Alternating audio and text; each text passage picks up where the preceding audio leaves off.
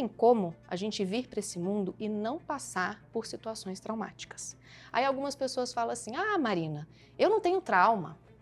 Porque já imagina que assim, trauma vai ser o quê? Um abuso sexual, um assalto, um acidente grave, um afogamento. A pessoa imagina algo muito grande.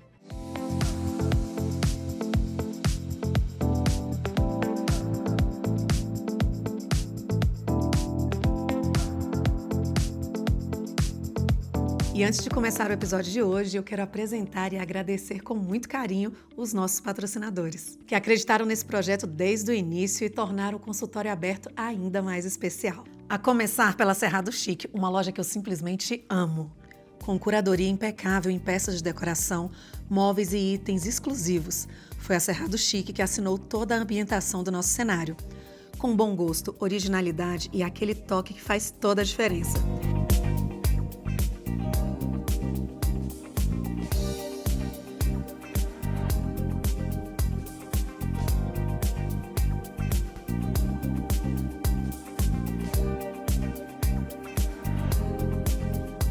E para você que está nos acompanhando, tem 10% de desconto exclusivo na Cerrado Chic, para que você possa transformar os seus ambientes com elegância. O QR Code já está aqui e o link já está aqui na descrição. E agora eu quero apresentar para vocês a Porão 40, uma loja referência em Brasília que une sofisticação, tendência e elegância em cada detalhe. Responsável pelos meus looks, a Porão 40 reúne peças de alfaiataria impecável, vestidos versáteis e uma curadoria que traduz o melhor da moda atual.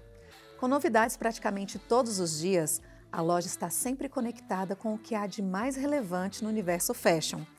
Perfeita para mulheres que buscam autenticidade e estilo em cada escolha.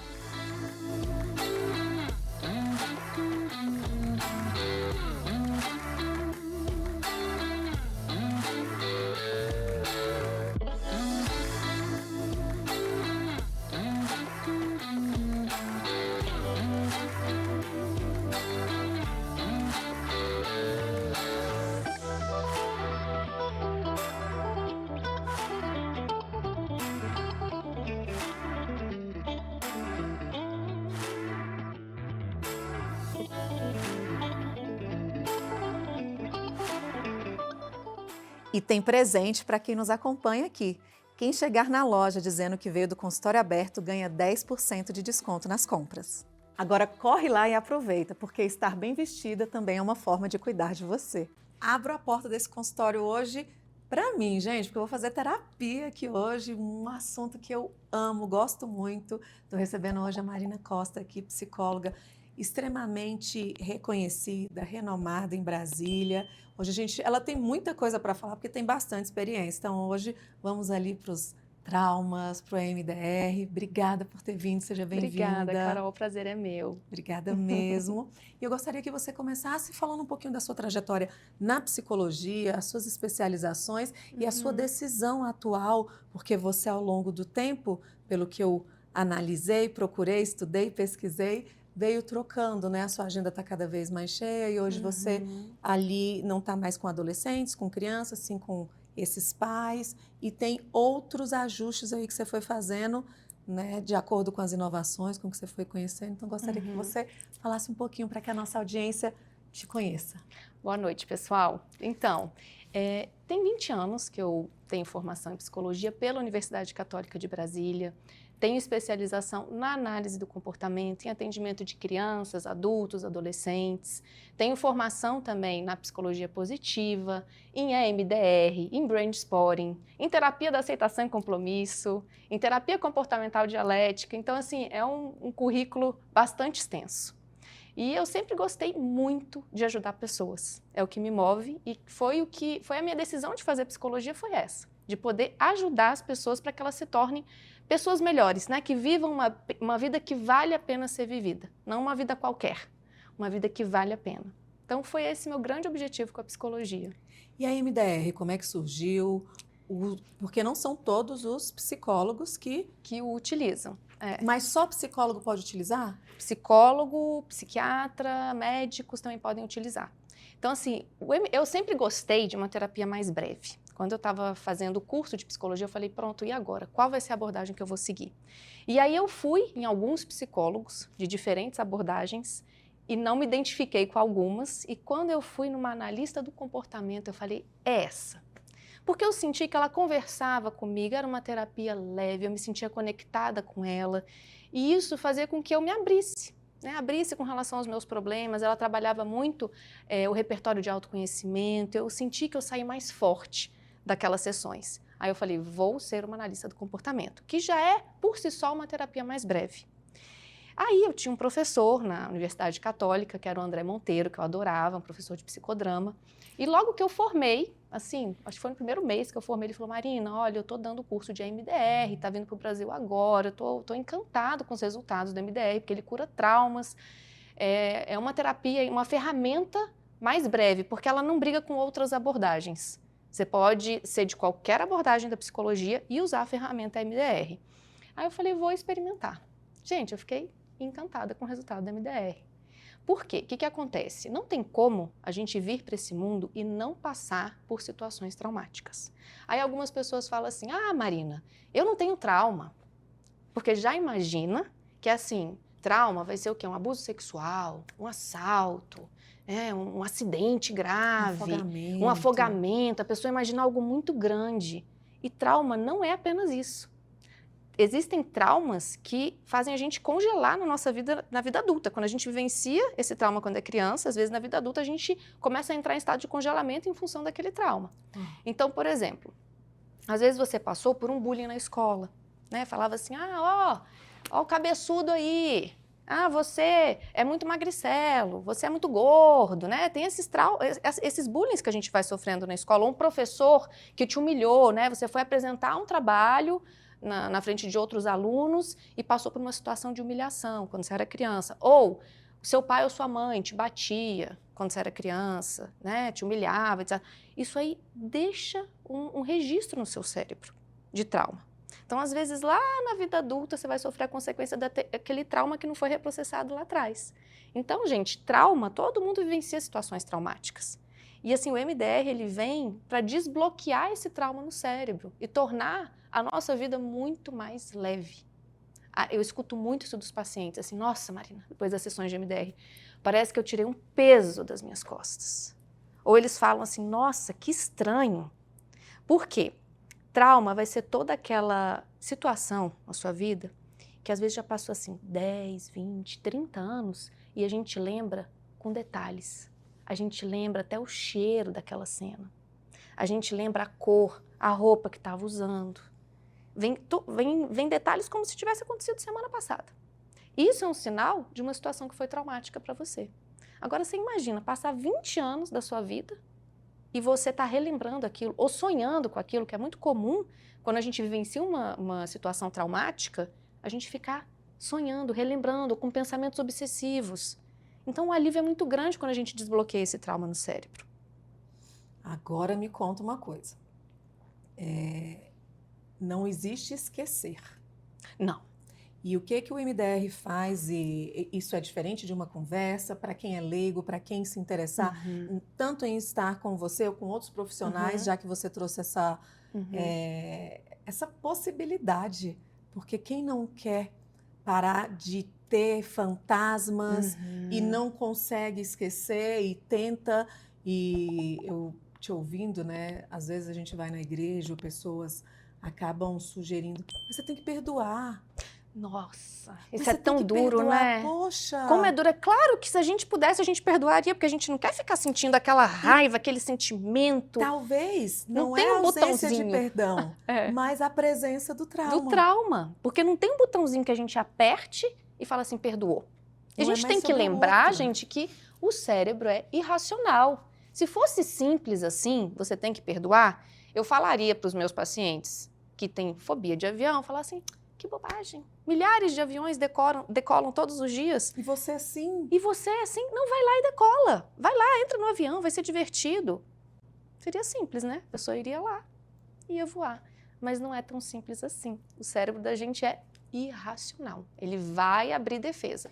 Vai jogar comandos. E vai generalizar comportamentos, né? Para te proteger. Na verdade, o que seu cérebro tá fazendo com você? te protegendo.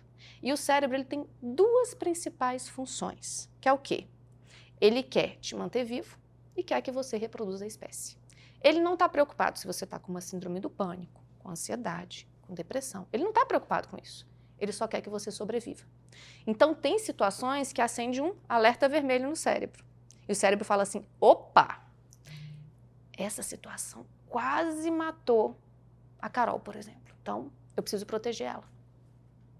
E ele vai fazer de tudo para te proteger. E aí você vai ter taquicardia, sudorese, tremor, fobia, pânico e é irracional.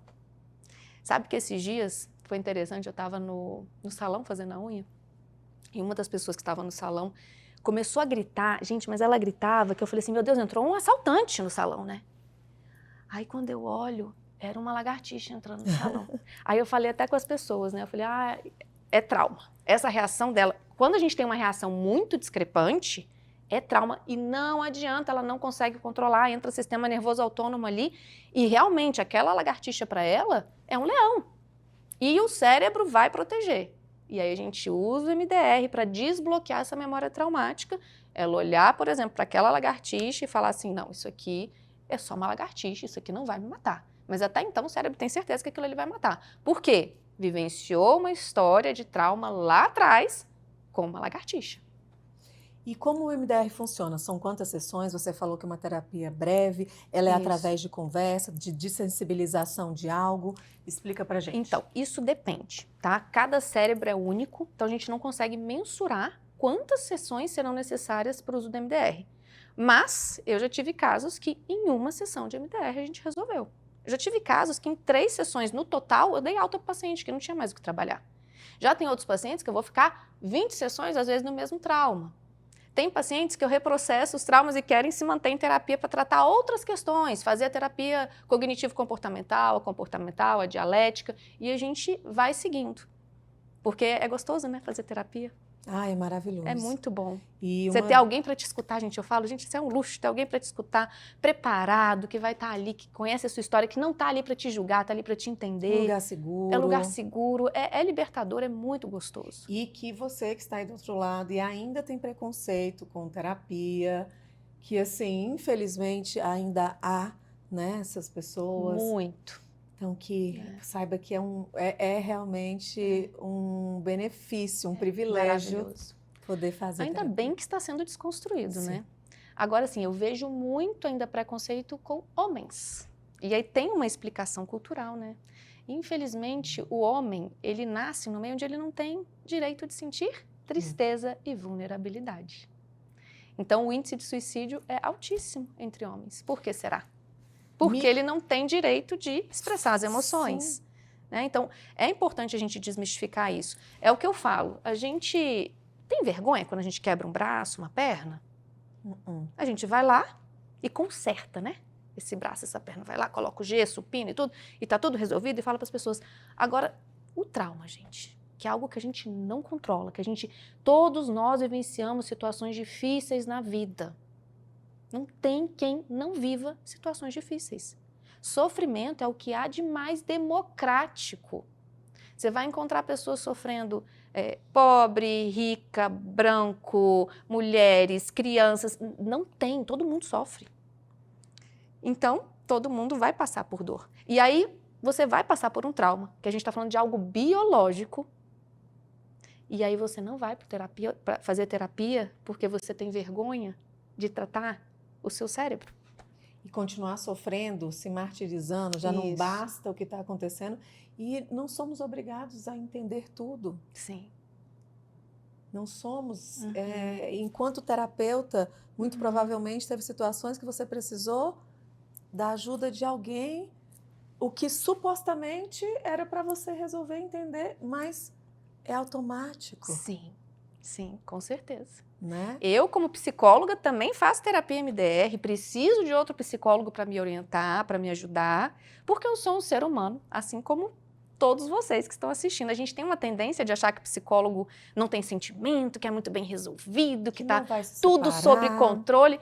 Gente, problema, como eu falei, sofrimento, todo mundo tem. Somos humanos. As siglas MDR, o que significa e o que essa questão do movimento ocular? Você acaba utilizando um pêndulo? Tem alguma coisa Aham. assim? Então, a sigla significa Eye Movement Desensitization Reprocessing.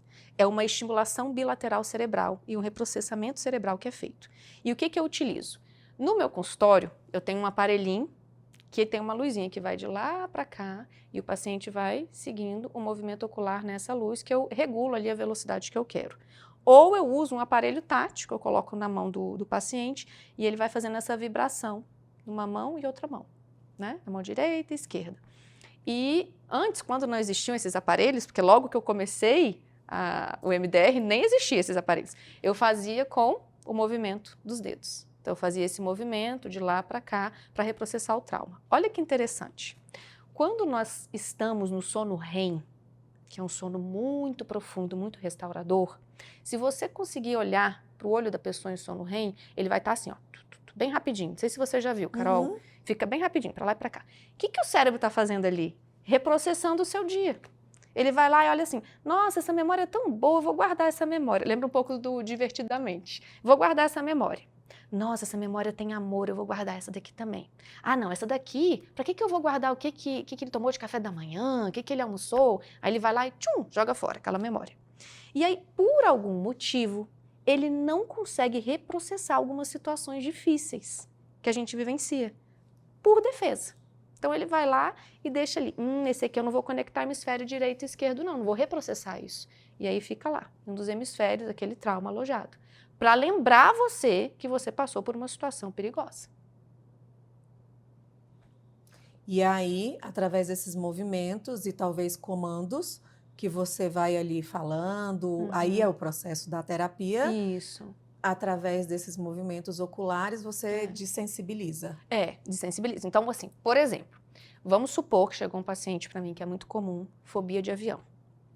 Vai ter paciente que vai falar, Marina, viajava sempre para cima e para baixo, nunca tive problema, nunca tive medo. Até que teve um dia que eu passei por uma turbulência, máscara de oxigênio caíram, as pessoas começaram a gritar no avião, eu fiquei muito apavorada, eu fiquei desesperada, eu comecei a chorar, pessoas choravam e teve aquela queda muito brusca. Depois desse dia, eu não viajo mais de avião. Pronto, ele já me trouxe o trauma.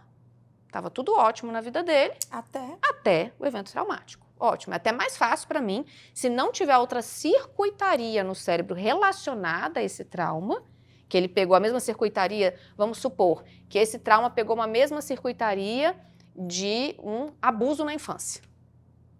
Se não teve a mesma circuitaria, eu vou só nesse trauma. Se foi a mesma circuitaria, eu tenho que ir lá atrás no abuso da infância para resolver o problema da fobia hoje do avião. Ou seja, quando eu encontro o primeiro evento, eu limpo da frente, que veio depois. Se veio só esse evento, eu investiguei, teve esse evento. Aí eu pergunto, você já sentiu algo semelhante no passado? O que você sentiu? O que você está sentindo aqui ao me relatar isso? Ah, Marina, eu tô aqui, taquicardia, eu tô com sudorese, eu tô em pânico, eu tô com medo. Tá, essa sensação que você sentiu agora aqui, que você está sentindo ao me relatar isso, você já sentiu algo semelhante lá atrás no passado? Aí ele pode vir e falar, sim. Quando eu tinha 5 anos de idade, eu passei por uma situação, aí ele pode falar, de bullying na escola, de abuso, enfim, cada um vai ter a sua situação. Aí eu, então eu tenho que ir na memória mais antiga. Não adianta eu ficar só nessa daqui, porque pegou a circuitaria da antiga. Aí eu tenho que ir lá na memória mais antiga.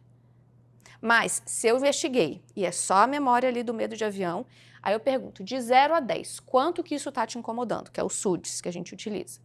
Aí ele pode falar, 10, tá? Insuportável, não aguento lembrar. Olha aqui, minha mão tá até suando. Não tem como a gente dissociar mente e corpo. Tá tudo interligado. Então, aí eu falo, aí eu vou montando, né? Qual que é a crença negativa, a crença positiva. Tem todo um protocolo que a gente vai seguindo. Mas resumindo, para não ficar muito longo aqui, eu falo, segue com isso, vou seguindo com os movimentos. Aí vou fazendo os movimentos. Aí depois de cada psicólogo usa um tempo, assim, não é muito padrão, mas quando eu vejo que ele emitiu algum comportamento, um comportamento diferente, assim, no corpo. Uma reação diferente. Piscou o olho, alguma coisa, aí eu paro, eu falo, aí eu respira fundo, o que surgiu? Aí ele vai me relatando. Aí eu segue com isso e vou seguindo com a cena traumática. Eu falo, não tem um jeito certo das coisas acontecerem com o MDR. Você só deixa vir o que tiver que vir na sua mente, sem julgar se aquilo deveria estar vindo ou não. se está certo ou não. Deixa vir o que tiver que vir. Quanto mais entregue aqui nesse processo, melhor vai ser o nosso reprocessamento. E aí o paciente vai indo. Aí quando eu vou vendo que ele está acalmando, né, o físico, o corpo, eu pergunto, e agora? Quando a gente volta na cena, aí eu falo o nome da cena. De 0 a 10, quanto que ela incomoda? Aí vai descendo. Normalmente vai descendo. Ah, tá 5, tá 3, até chegar a 0. Maravilha. Aí ele fala assim, Marina, que estranho. Eu não consigo mais nem lembrar da cena. Ela vem, mas ela vem nublada, ela vem longe. Ela vem com uma sensação de que aconteceu com outra pessoa. Não foi comigo. E aí é quando a gente reprocessa o trauma. Então o avião deixou de ser uma ameaça porque o cérebro entendeu que aquilo ali foi um evento ali pontual, que o avião é um ambiente seguro, que está tudo bem, ele pode viajar novamente de avião. Mas o cérebro precisa entender isso. Porque eu já tive casos de paciente com fobia de avião que tomou um monte de ansiolítico, estava assim bem dopada mesmo para viajar, sabe, de medicamento. Avião taxiando, teve uma descompensação lá e pediu para o avião parar e desceu do avião. Você vê que essa paciente estava tão traumatizada que nem o medicamento deu conta ali, nem o ansiolítico. A gente precisou entrar com a MDR, aí ela viajou de avião. Então, eu já tive caso, assim, de paciente que viajava de avião e a viagem inteira ficava assim, ó. E vomitava, e tensa. Chegava toda doída, não dormia. Você imagina você passar uma viagem de 10 horas assim? E hoje em dia, viagem para cima e para baixo, é uma benção, uma gracinha. É retomar funções. Isso. Vida. Retomar a vida. Né? Retomar a vida. Você fala sobre o vínculo com o paciente, que é um diferencial, e você acredita que esse formato é um formato mais adequado e importante. No que você se baseou? Por que você acredita nesse vínculo? Então, as pesquisas mais recentes na área da psicologia têm priorizado muito o vínculo terapêutico. É assim, eu considero 50% do caminho andado. Por quê? Você chegar numa terapia onde você se sente muito confortável com aquela pessoa, vai fazer você falar dos seus problemas. Você diminuir as defesas internas. Você se abrir. Quanto mais aberta e entregue você está na terapia, mais o terapeuta consegue trabalhar com você, porque você está aberto.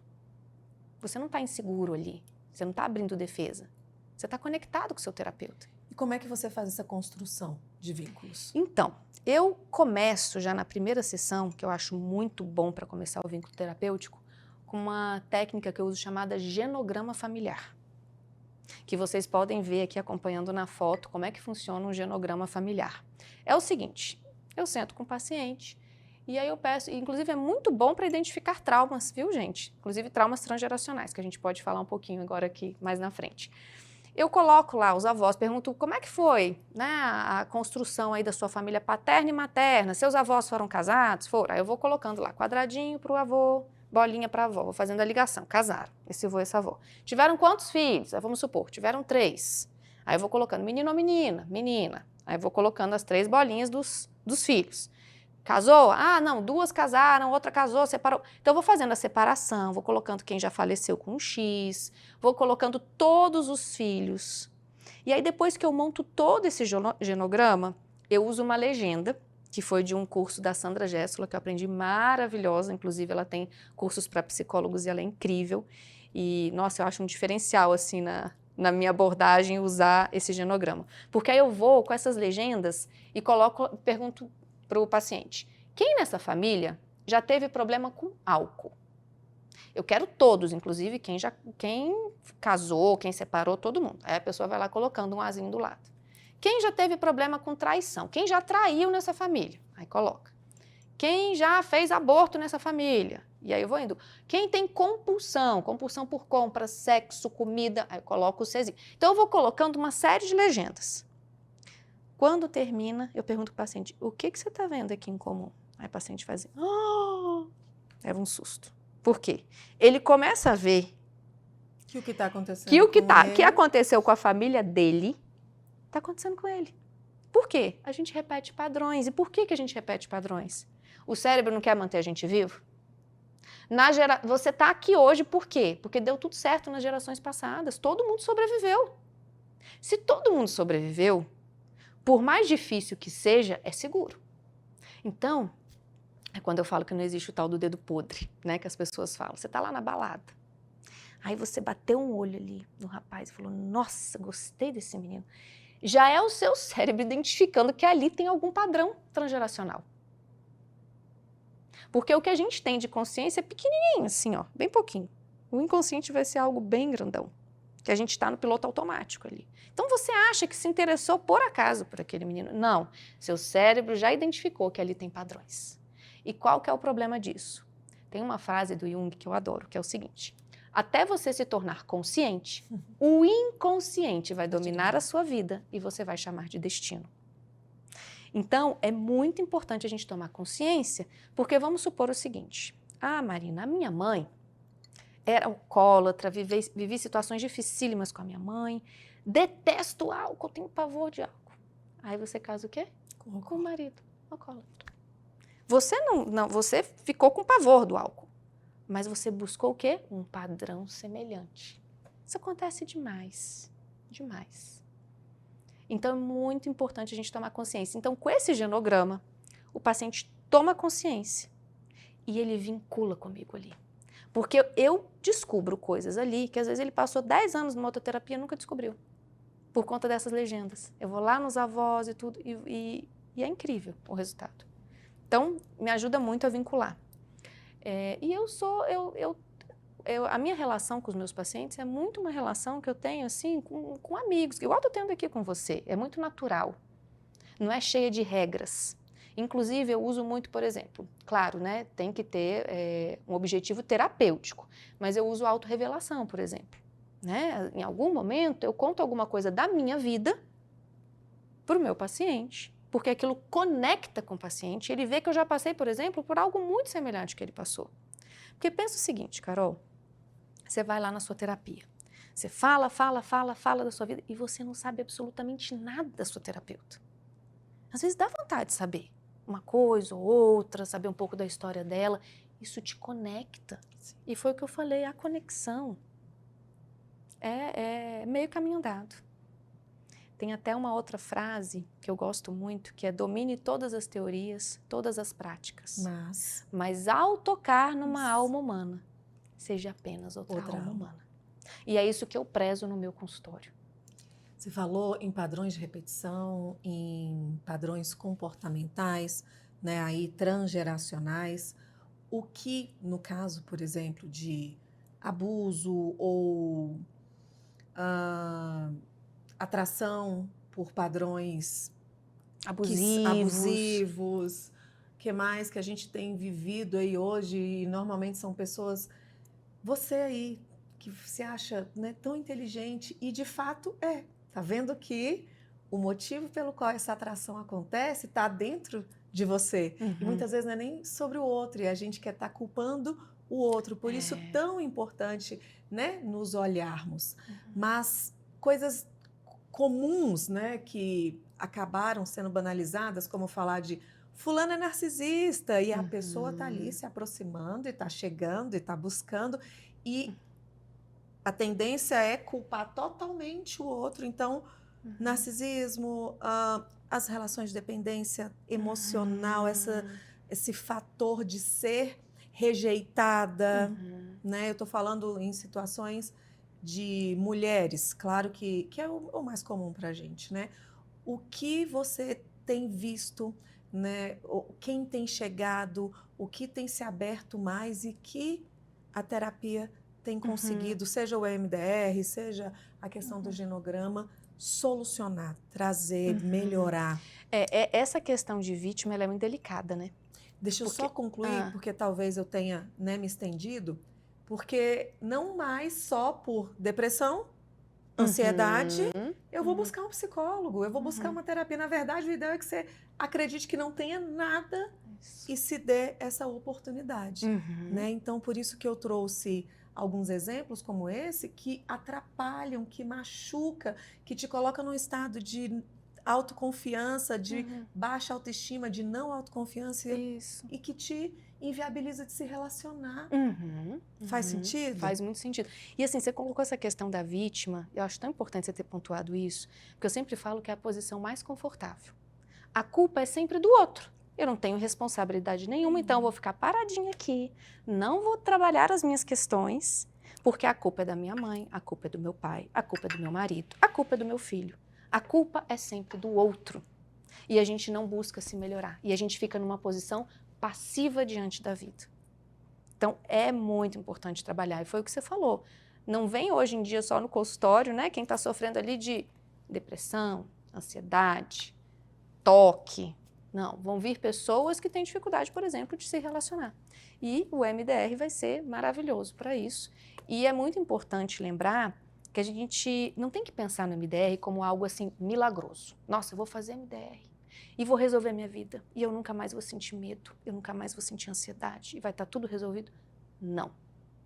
A gente tem que lembrar que quando a gente vem para essa vida, como eu disse, a gente vem para uma vida que vai existir sofrimento, vai existir desconforto, vai existir medo.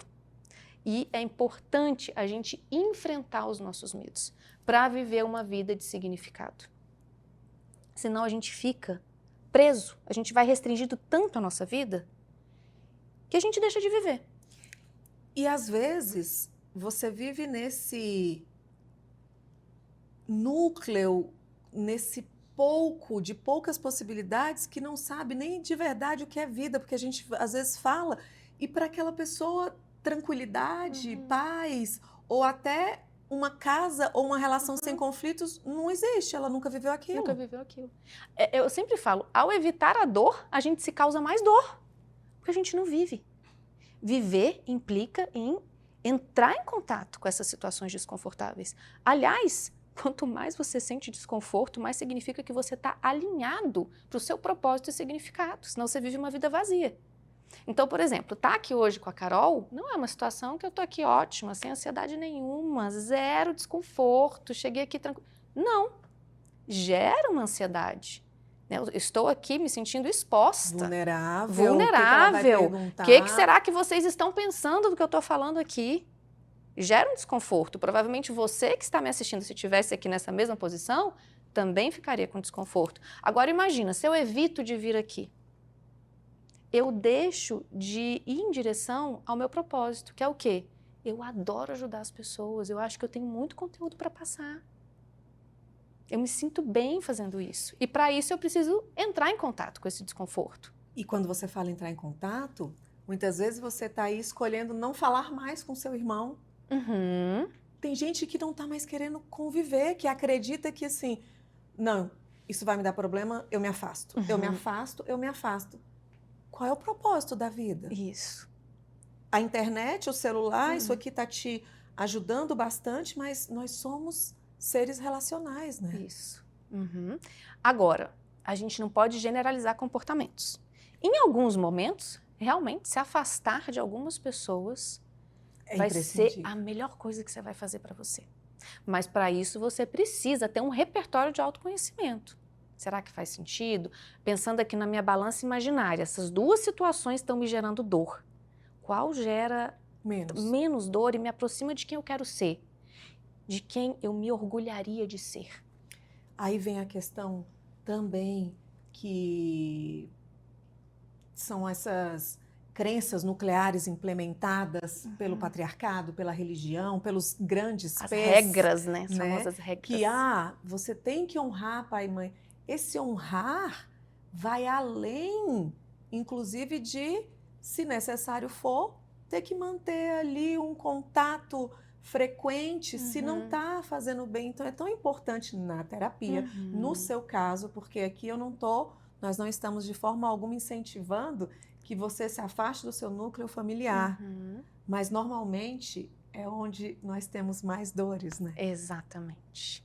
Tem algumas situações na vida que eu falo muito para meus pacientes que a gente tem que usar a distância elegante. Que é o quê? Eu não posso me aproximar muito, que aquela pessoa me machuca. Mas eu também não posso me afastar, porque eu preciso também ter uma convivência.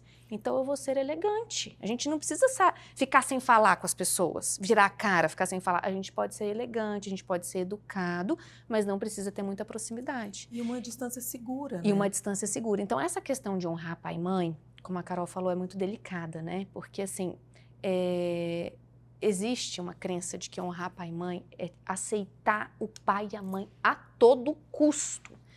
Só que a gente tem que lembrar que os nossos pais são humanos, a gente não está aqui para culpar nem pai nem mãe, viu, gente? Pelo amor de Deus, no meu consultório também não, mas a gente tem que analisar o sistema. Então, assim, os pais, eles também viveram a história de vida deles e também sofreram na história de vida deles. E a tendência é que eles reproduzam esse padrão. Então, em algum momento, pode ser que esse pai ou essa mãe tenham sido, por exemplo, cruéis com você. A gente tem pai ou mãe, por exemplo, narcisista, igual você falou, né? Então, assim, e que você viveu uma história, assim, de muita... Você olha para trás e tem muita aversão àquilo que você viveu, muita dor. E aí você olhar e falar assim, agora eu sou obrigada a amar esse pai, a cuidar desse pai, mas ele nunca me deu amor, eu não tenho amor. O amor, ele é construído. Se você não receber o amor, você não vai conseguir amar. Então é importante a gente entender que honrar pai e mãe é você conseguir ser melhor para as gerações seguintes do que os seus pais foram para você. Isso é honrar pai e mãe. Por quê? Você está melhorando aquela linhagem. Você está melhorando as outras gerações. Você está sendo um pai melhor, uma mãe melhor. Se eu estiver errada, você me corrija. Não é melhor do que ele foi, porque enquanto a gente está tendo um padrão de comparação, você está na vingança, né? Faz sentido? Porque muitas pessoas a gente vai conversar, mas eu sou muito na cara do pai ou da mãe, né? Mas eu sou muito melhor que você. Olha como eu fiz. Eu estava comentando com você sobre pode o ser, Hoffman, faz sentido. Da Heloísa, que assim super indico, quero te compartilhar bastante, porque é sensacional. É justamente esse lugar, eu tenho que ser para o Guilherme a mãe e a melhor mãe possível. Porém, enquanto eu estiver querendo ser melhor que a minha mãe, eu estou olhando para ela e não para essa criança que está aqui. Né? Então, eu achei muito legal isso que você trouxe. Eu preciso melhorar as gerações que vêm na frente. Olhar para você e... Não adianta ficar voltando para trás e tentar consertar seu pai e sua mãe. Só a gente pode se consertar. Só a gente pode se ajudar. Eu sempre falo, é uma frase até da Marcia, que eu adoro, uma psicóloga, tem nos Estados Unidos, da DBT. Ela sempre fala, né, que todos nós estamos fazendo o nosso melhor. Todos nós. Então, seu pai fez o melhor, sua mãe, sua avó, você está fazendo o seu melhor. Mas todos nós podemos e devemos melhorar. Sim. Então, é mais e melhor. A gente não fica parado assim, estou fazendo o meu melhor. Pronto. Não. Eu vou fazer mais e melhor sempre. A gente tem que olhar para esse mundo da seguinte forma.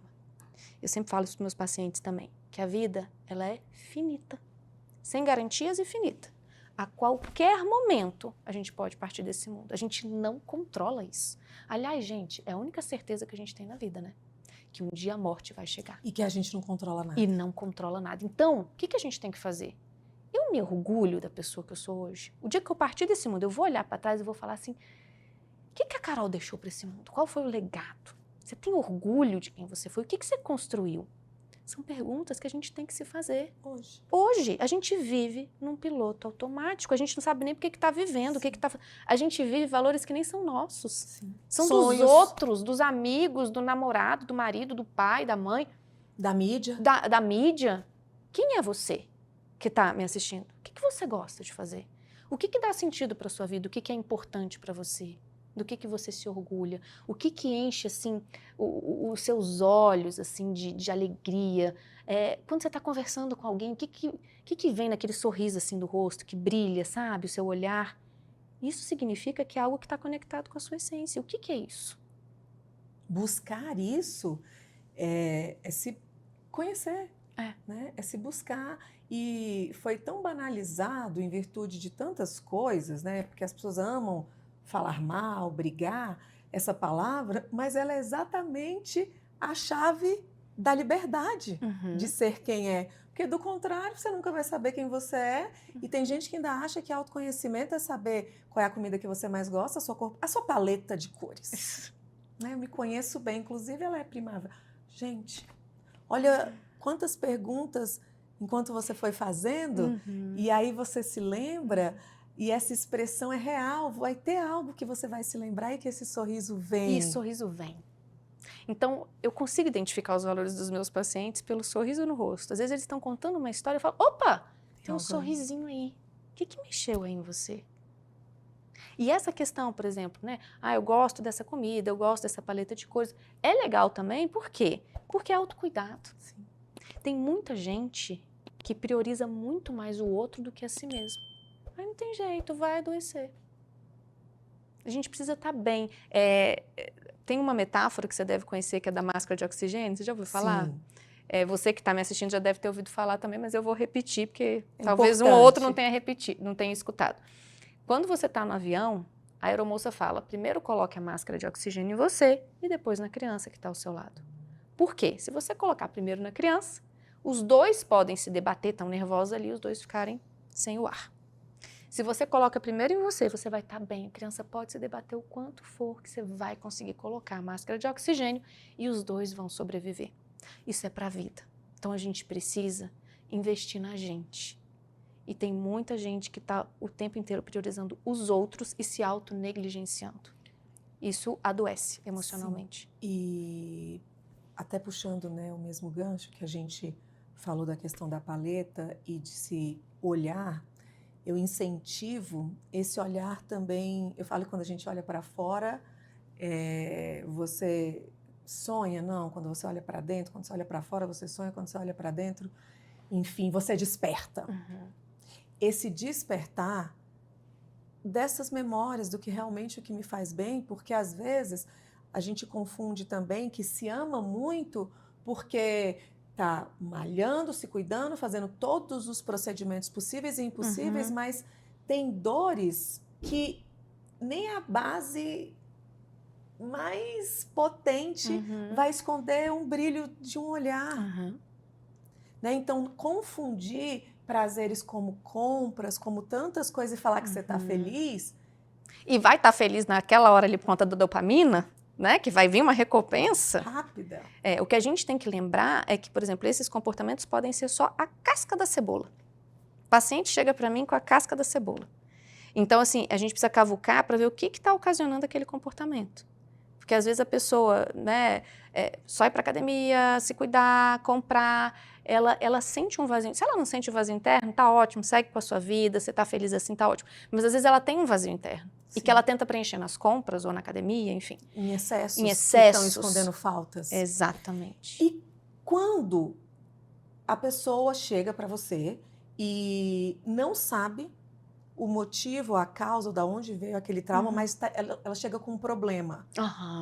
Como há essa possibilidade de investigação? Por exemplo, eu não consigo no trabalho assumir nenhum cargo de liderança. Só em falar nisso eu já começo a tremer. Então, toda vez que seja uma grande responsabilidade ou uma possibilidade de ascensão, eu me escondo. Isso está me atrapalhando, eu não aguento. Mas aí você vai... Teve na escola? Não lembro. Teve tal coisa? Não lembro. Eu uso o genograma. Legal. E também, sabe o que eu faço? Essa semana até a gente teve uma sessão fantástica com uma paciente fazendo isso. Eu vou na sensação corporal. Então, essa paciente estava com uma sensação corporal. Ela falou, a gente descobriu, né, um valor para ela, que ela não estava seguindo, que ela estava deixando de fazer uma série de atividades por conta da preguiça. Aí eu falei, bom, se conecta com essa preguiça, com a sensação corporal que você está agora e segue meus movimentos. Foi uma sessão online. Gente, todos os casos que eu estou falando aqui eu tenho autorização, tá? Não estou sendo antiética, acho super importante colocar isso. Foi uma sessão online e essa paciente começou a chorar, chorar, chorar, chorar. E eu assim, gente, eu na tela do computador tentando acolher a paciente, eu falei, você quer parar? Aí ela, não, quero continuar. Eu falei, tá bom, vamos embora. E eu vi que ela estava o SUD estava muito alto, né? De 0 a 10, estava beirando os 10 ali. Aí dali a pouco ela, peraí que eu vou ter que ir no banheiro vomitar. Aí ela falou que vomitou assim uma bola, assim, que tava... Porque o MDR, ele traz muito isso, muita sensação corporal. Aí ela voltou, tô ótima. Tô ótima, tô me sentindo em paz, não tô sentindo dor nenhuma, tô ótima. Dia seguinte, ótima. Semana seguinte, ótima. Tirou todo o peso, toda a sensação, e eu fui só na sensação corporal. E resolveu a questão dela. Então, às vezes, o paciente vem, eu tô com uma questão que eu não consigo, né, nessa questão de liderança, não consigo me apresentar em público. Ou você pode identificar uma memória traumática, vamos supor que pode estar relacionado com uma apresentação que ele fez lá atrás, quando tinha 5, 6 anos de idade, os amiguinhos ficaram rindo dele ali, E ele ficou muito constrangido, e ele não esquece. E aí, quando você vai apresentar de novo, 20, 30 anos depois, o seu corpo faz um emparelhamento daquela memória passada e você não consegue apresentar porque está paralisado. Aí eu posso reprocessar, como eu vou na sensação corporal. O que você está sentindo aqui agora? De quanto que te incomoda de 0 a 10? Segue com isso e vou na sensação corporal. Maravilha. Então, não necessariamente o fato de não ter essa lembrança clara vai impedir que eu finalize e consiga resolver uma sensação que está me atrapalhando. Ou Não seja, você consegue fazer com o MDR essa desensibilização também. É o que eu falo, não tem um jeito certo e rígido das coisas acontecerem com o MDR. E a sua experiência, cada um responde de uma forma. Que você vai conhecendo. E esse somatório, porque cada coisa que você traz um conceito, uma prática que veio e que se torna essa coxa que é você. Isso. E você viu a importância do vínculo terapêutico aí?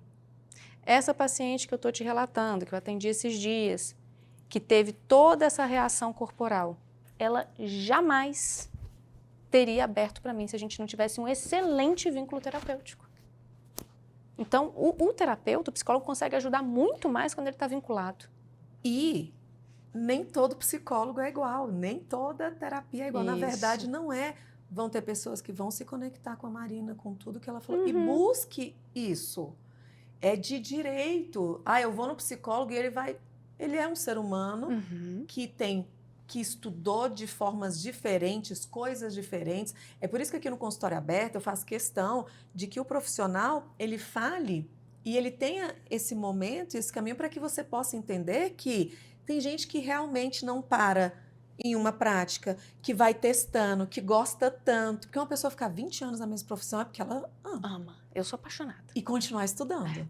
E querendo. Quando eu falei com ela ao telefone, ela que já ela vai contar, mas eu quero atingir mais pessoas, mas a minha agenda está cheia. Só que aí eu me vinculei com uma psiquiatra que eu amo e eu acredito que a gente vai gravar porque eu quero que mais pessoas tenham essa oportunidade. E é justo, e eu acredito que mais do que justo, eu não gosto da palavra obrigação, né? Eu não gosto nada do tem que. Eu acho que é devolver. É uma responsabilidade até social. Porque tem muita gente aí falando, e é por isso que o consultório aberto está aqui, porque a Bio, ela aceita tudo. Agora, está de frente, respondendo, entendendo, tendo repertório e competência, capacidade e conhecimento para responder, não é todo mundo. Então, é esse o objetivo, um dos objetivos desse programa, sabe, Marina? Porque tem muita gente boa, tem muita gente que se especializa, que estuda e que muitas vezes está calado. É verdade. Mas nós que optamos, sabemos e queremos falar, é um serviço. Como tem gente que faz de serviço, esse é um serviço prestado. Serviço.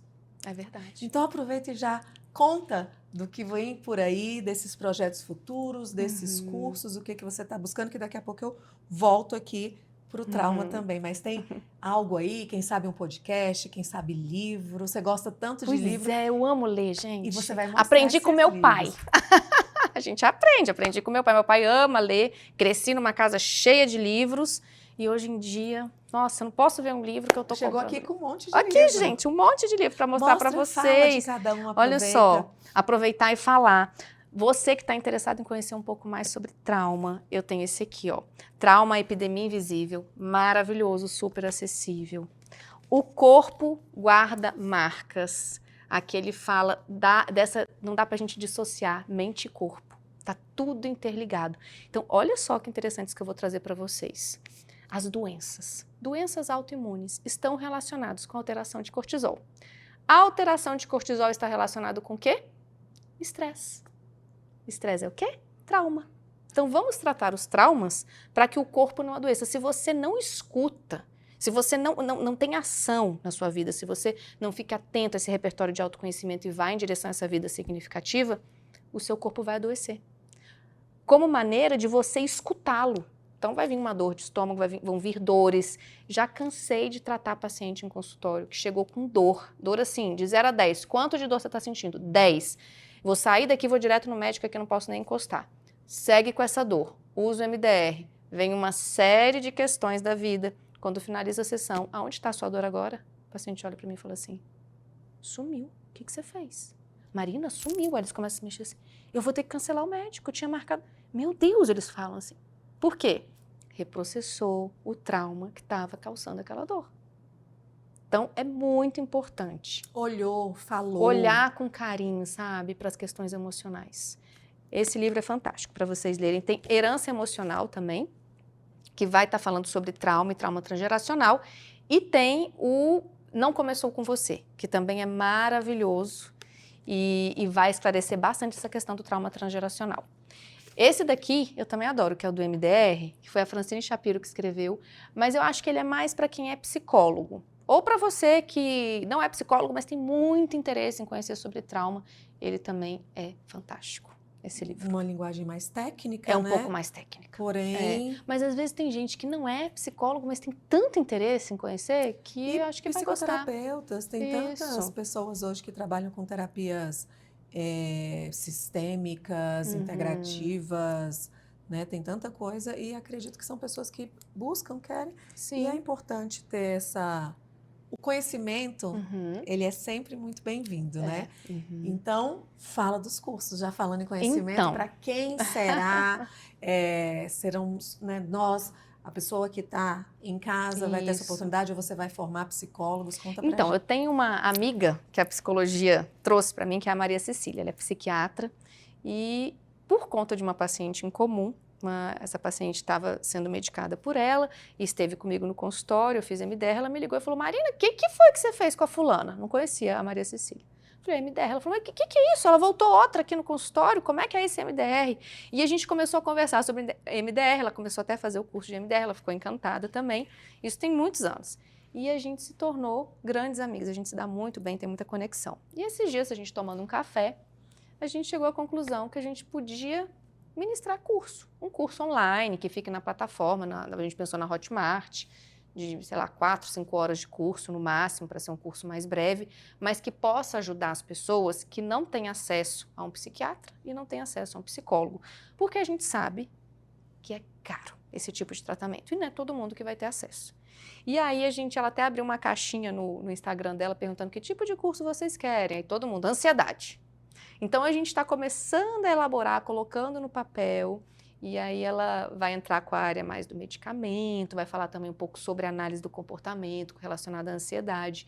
E eu também vou estar falando sobre algumas técnicas, né? Como amenizar essa ansiedade, sem necessariamente a pessoa ir para uma terapia. Porque então, existem práticas, né? Existem práticas. Então, assim, não é terapia, mas é terapêutico. E a gente acredita que pode ajudar muitas pessoas, assim. Eu recebo no meu Instagram, inclusive, muita mensagem ali no direct, falando assim, Marina, nossa, depois que comecei a te seguir, minha vida mudou, eu sigo suas orientações, eu estou me sentindo muito melhor, mudei isso, mudei aquilo. Então, elas vão me relatando mudança pelo Instagram, vídeo de 2, 3 minutos. Falei, gente, se pelo Instagram está causando essa mudança, vamos lançar vídeo de 4 horas, 5 horas, para as pessoas terem acesso durante um ano, para entenderem um pouco como funciona a ansiedade. E eu acho que vai ser bem legal, estou bem animada. Que bom, estamos aí aguardando, ela vai ter que voltar junto com a... Maria Cecília. Maria Cecília. Que é maravilhosa, gente, vocês têm que conhecer a Maria Cecília. Que eu já ouvi falar que ela não vai em podcast, que ela é bem difícil. Então, olha, já estou te convidando aqui, tá? Espero de verdade, porque eu já ouvi falar da Maria Cecília através de várias pessoas, de vários profissionais, e que ela tem relevância. Conheço a rede social dela, né? Ela bate firme, né? Fala... E ela é humana, né? É aquilo que eu te falei da vinculação. É uma psiquiatra humana. Ela tá ali com você, ela é super bem preparada tecnicamente e ela é vinculada com o paciente. Ela tá ali dentro, vivendo a dor do paciente, junto com o paciente. Esse é um grande diferencial. O consultório está aberto, espero que você abra a porta do seu para que a gente te conheça, porque realmente ela é muito conhecida em Brasília, né? É uma referência realmente. Maravilha, é tão bom que tenhamos profissionais tão qualificados, né? E que as pessoas valorizam e validam. Sim. E falando nisso, daqui 5 anos, onde você se vê, Marina? A gente está aí com essa trajetória de 20 anos. O que você quer deixar? Qual o legado que você quer deixar? Qual é a tua expectativa? eu gostaria de ministrar mais cursos e talvez assim montar um espaço um pouquinho maior, né? Porque eu tô sozinha no meu consultório, de repente abrir para outros profissionais, uma clínica mesmo. Eu penso em ampliar um pouco mais. Mas eu queria passar muito esse conhecimento aí ao longo desses anos. Eu acho importante deixar isso para as pessoas.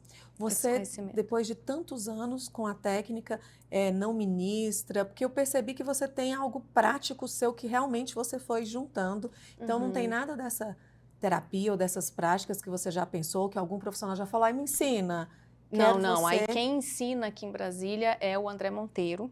Ainda, que é o mesmo professor? É o mesmo. Tem a Esli também, tem outros profissionais. Tem a Ana Lúcia também, que ministra. Hoje eles têm feito muito online. Né? Essa formação, é uma formação em MDR.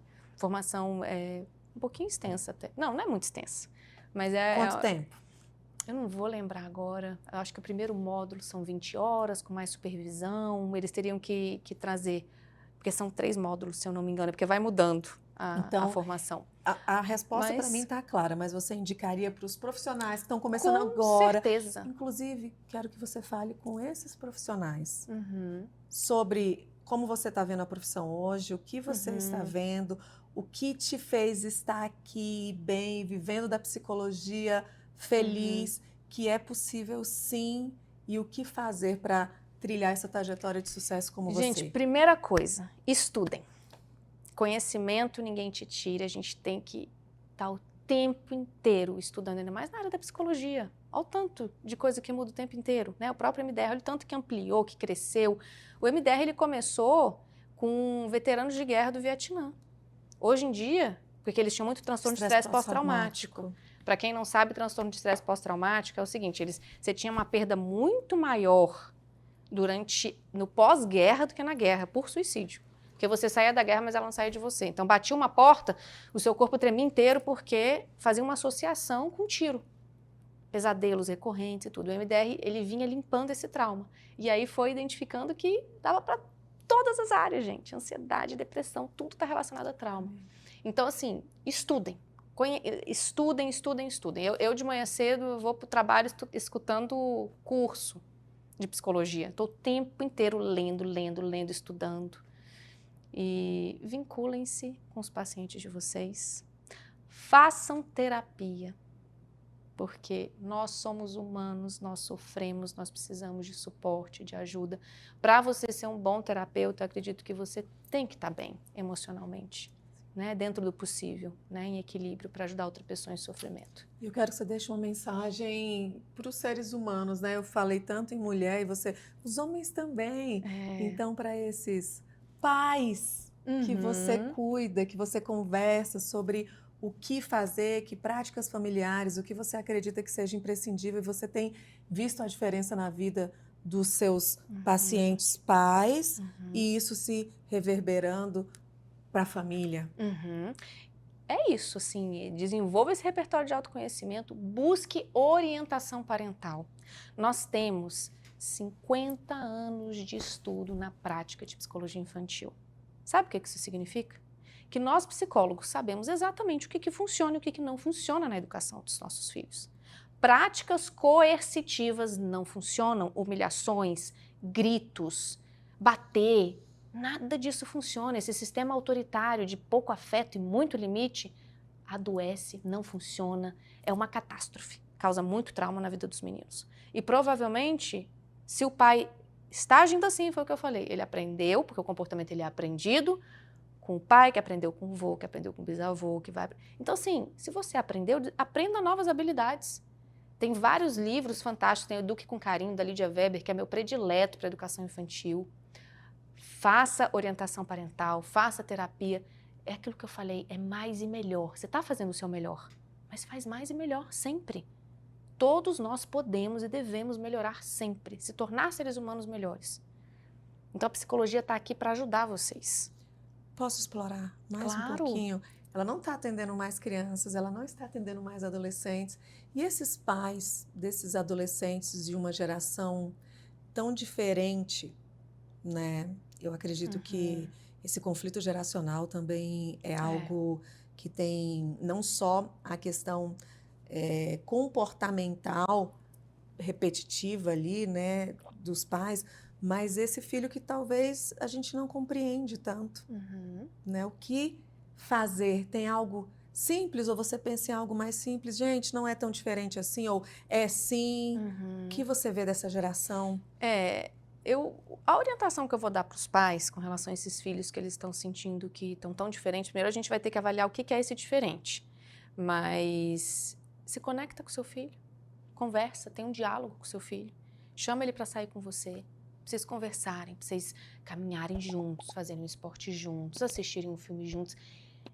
Tem um termo que eu amo, que é lindo, que chama-se investimento parental. Quando a gente coloca um filho no mundo, a gente tem que ter essa consciência que a gente não vai colocar um filho nesse mundo para soltar e para outra pessoa criar.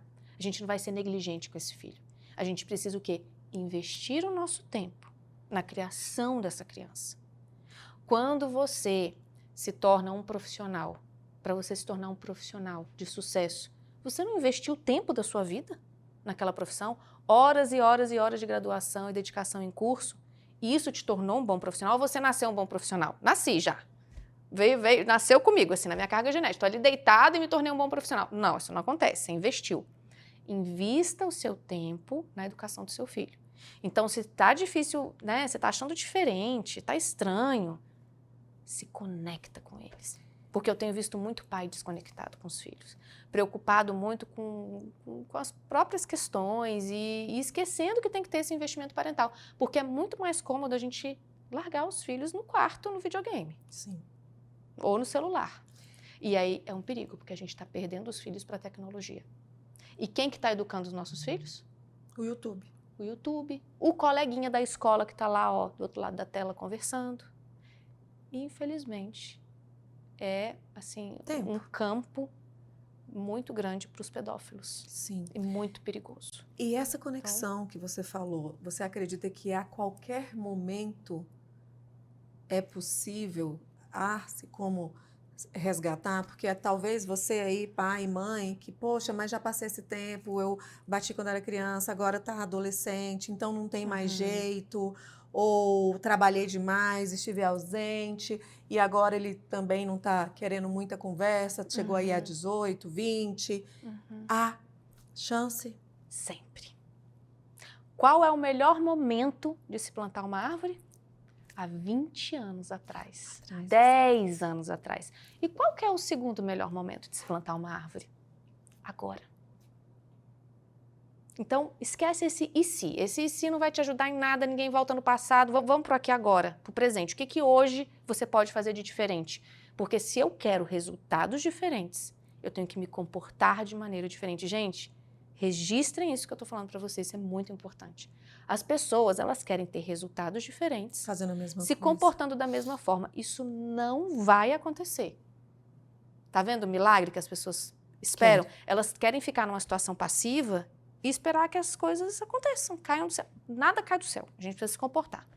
Mova-se para a ação. Faça acontecer, faça diferente. Eu vou parar porque eu tenho pelo menos mais umas 20 perguntas, então vai ter que voltar. Vai ter que voltar, obrigada. Se deixar, eu fico aqui horas. Eu adoro falar sobre psicologia. Nossa, e eu vou amar ouvir se você tiver disposição, disponibilidade e esse amor e tempo para dedicar, porque é como você falou, tem muita gente que está ali que pode, inclusive, encaminha. Esse podcast, ele não foi terapia, mas ele é totalmente terapêutico. E para que as pessoas possam ter essa oportunidade de ouvir algo que vai tirar essa culpa. Opa, peraí, tem tempo. A Marina falou, eu vi aquela reportagem. E talvez pessoas que não teriam a oportunidade, né, de fazer essa terapia, mas eu costumo falar que uma vez visto, não tem como desver. É esse trazer para a consciência. Então tem muita coisa que você vai ouvir, porque a terapia é isso. Você ouve algo, então é que ela trouxe histórias, e através disso aqui que a gente faz, a gente pode levar mais cura. Mais cura. Ou consciência, que já é um bom início, né? E se você se priorizar, teve uma reportagem, eu virei repórter agora, gente, uma entrevista que eu realizei aqui no Consultório Aberto, que eu fiz um questionamento para profissional, aí ela falou assim, Isso aí eu não quero falar porque eu não vou ter como resolver, né? O Brasil, o país, Brasília. Mas ela trouxe uma situação, até porque tem gente que não quer pagar terapia, mas tem um iPhone.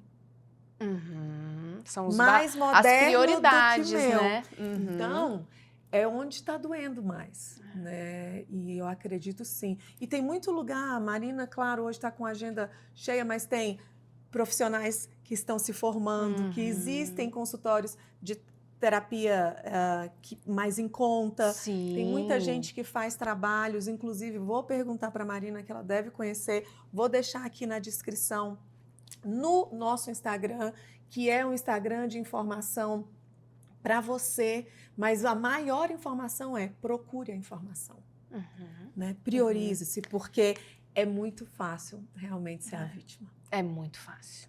As faculdades mesmo têm terapia gratuita para a população. Os cursos de formação, de especialização têm um valor simbólico. Então, assim... É possível. É possível. E todos nós podemos mudar e melhorar sempre. Eu E acredito. nunca é tarde para a gente se tornar uma pessoa melhor. Então, inspire-se e mova-se, como a Marina falou. E até o próximo Consultório Aberto.